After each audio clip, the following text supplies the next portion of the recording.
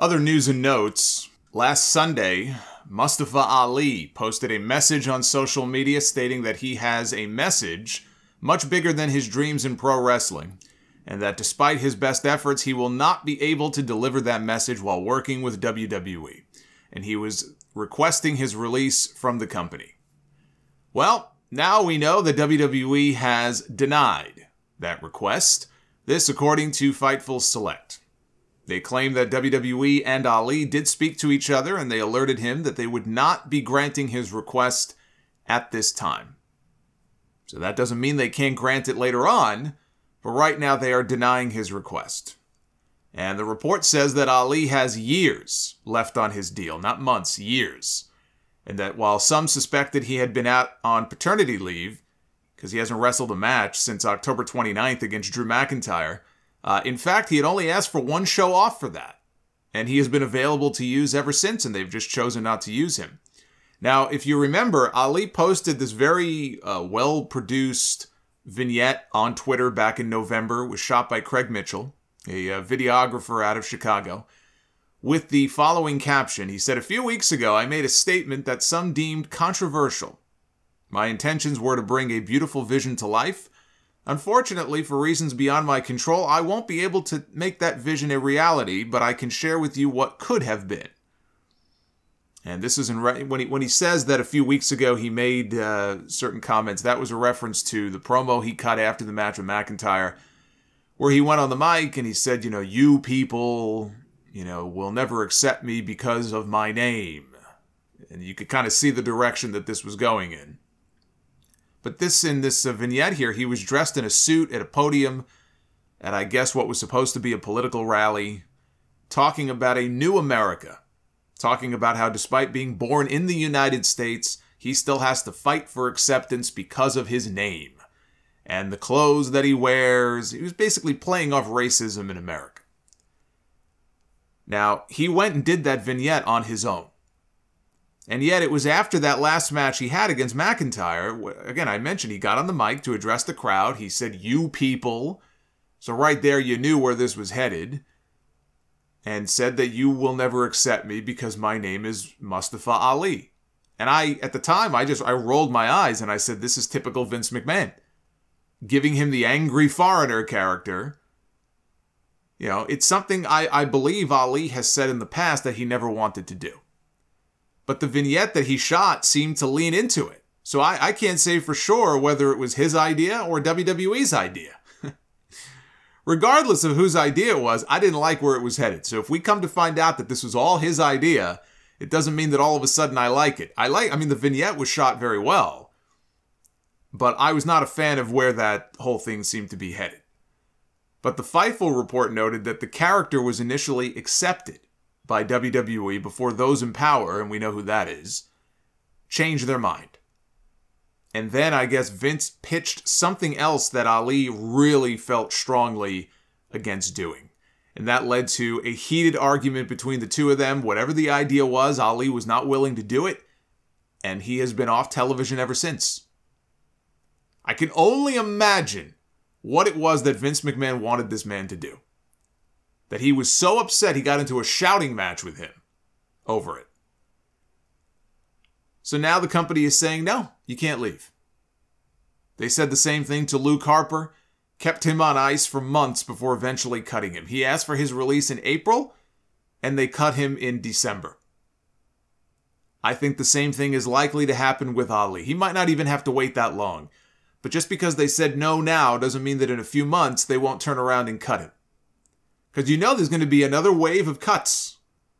If not before WrestleMania, the last few years, the pattern has been they do their spring cleaning every April, mid-April, so it's coming. I wouldn't at all be surprised to see him on that list. They might wait a few months and then let him go. But on Friday, he tweeted out a photo of Heath Ledger as the Joker in The Dark Knight, standing in front of the giant stack of burning cash. And if you remember in that scene, he says, it's not about money, it's about sending a message. Everything burns. It's really awful what they do to some of these people. It's one thing if they have plans to utilize the guy, but if they're going to keep him off television out of spite, then they obviously don't value him. Just let the guy move on. Yeah, I know, oh, it sets a precedent and everything. If you're not going to do anything with him, and you're only keeping him off television out of spite over some disagreement, let him move on. Just part ways and let him move on. If he's unhappy, and it's very clear the company doesn't think they can make money with him, because if they did, he'd be on TV right now, then just let him leave. You know, they released 80 wrestlers last year without batting an eyelash, and now they have one who wants to leave, and they refuse to let him go. You know what he needs to do? He needs to open up a Twitch account. That's what he needs to do. That ought to do the trick. Just start gaming on Twitch. One man who is having fun in WWE and will be sticking around for at least a few more years is Sami Zayn. Fightful broke the news that Zayn has signed a new multi-year deal with WWE. There were rumors that this had taken place a while back around the same time that Kevin Owens re-signed with the company, but the news was reported this week. Nothing official. I can't say officially because WWE hasn't commented on it, but Zayn did go on Twitter and said, sticking around and having fun. That is the Sami Zayn way. That's a good keep for WWE. And if Sami is happy, then I'm happy for him. You know, he has shared screen time recently with Brock Lesnar. He is the #1 contender for the Intercontinental title, whatever that title means at this point. And they have him in a celebrity angle with Johnny Knoxville heading into the Royal Rumble. He's getting more TV time than Ali is. But it works for his character, the whole paranoid conspiracy theorist. You know, he's very entertaining in the role. So that's a good keep for WWE. Rey Mysterio was announced as the cover boy for the WWE 2K22 video game, which will be released on March 11th. Which is a little unusual for a WWE game since they usually release them in October.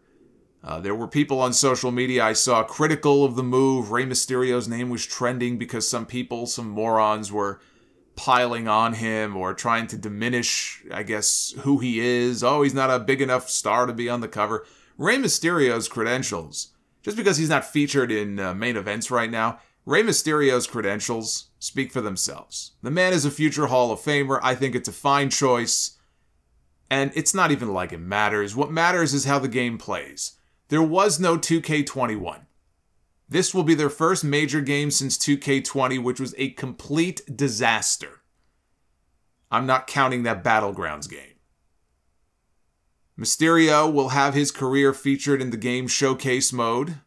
And the game is promising a redesigned gameplay engine, a new control scheme, and some new game modes, including My GM mode, which allows players to be the general manager and draft their own roster. The first time that this will appear in a WWE game since SmackDown vs. Raw in 2008. Also, My Faction mode. I would be surprised if we don't get that in the AEW game when it comes out. My Faction mode, which lets players collect and manage their own factions. And My Rise, which is what I guess they're calling My Career mode now. What I saw from the trailer I like the commercial, and what I saw from the trailer looked good. It'll be releasing for PlayStation 4, PlayStation 5, Xbox One, Xbox Series X, and Windows PC on Steam. And you know what that means. The return of Sound Off Gamer is not too far off. I have not done any gamer gameplays for a WWE game since 2K16, and I was horrible. Although I guess that's what made the videos somewhat entertaining. But I had fun every time I would play. And those, by the way, those old 2K16 gameplays, there were a handful of them. I do have them. They're in the Sound Off Gamer playlist on the YouTube channel. So all my old gamer videos are all organized in that playlist if you want to go back and watch some of them. I'm ready to dive back into this, so I am planning on picking up a copy when it comes out on Steam. Actor and singer Meatloaf died on Thursday at the age of 74 from COVID, that according to TMZ. He appeared as a guest host on Monday Night Raw in 2010, promoting his new album, and got RKO'd by Randy Orton. And Louie Anderson passed away the very next day at the age of 68 due to complications from blood cancer, which got my attention for obvious reasons. Although what he had was a very aggressive form of cancer. So I was very sad to hear that. And I don't believe Louie Anderson ever had any kind of wrestling or WWE connection, but I had no idea until this week. And I was looking up some Louie Anderson stuff, because I liked Louie and some of the movie roles he had. And I never watched the TV show, that whole Life with Louie thing, but Family Feud, I thought he was a pretty good host. Not the best host of the show, but I used to enjoy watching it when he was the host. But one thing I never knew about Louie Anderson until this week is that he was originally cast in the main role alongside Bronson Pinchot on Perfect Strangers. In the pilot episode, they shot an episode, the pilot episode, and I don't believe the actual episode has ever been released anywhere, but I saw the screenshots from it.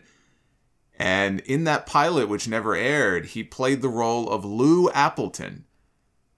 Bronson played Balky, and I see the shots of them on set together, and it's so weird to see. And you see, in the background and in the shop that they worked in that first episode, the boss is played by the same guy, Mr. Twinkassetti, but there's Louie Anderson, and the producers, I guess, they didn't think that the two of them had good chemistry. They thought things were a little off. And so when the show got picked up on ABC, they replaced Louie with Mark Lynn Baker.